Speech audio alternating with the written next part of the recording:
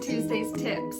This week I want to focus more on the principle of derailing a conversation. Now remember, derailing is whatever you do or say that can shift a conversation in a different direction.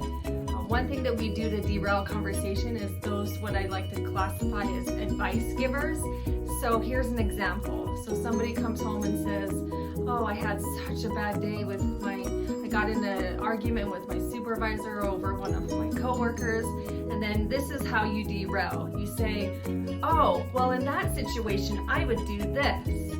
So you jump in and you give advice, and that's not necessarily bad, but sometimes that kind of derails the conversation. You don't acknowledge, their feelings. So rather than saying that, you can say, oh, I bet that's really frustrating when you have that kind of a situation at work. Would you like to tell me more? And that way you give somebody else more time to express their concerns rather than to shift the conversation in a different direction. So try to avoid being an advice giver. If you want to give advice, ask the person first. You can say something like, hey, do you want my advice? And they'll either tell you yes or no.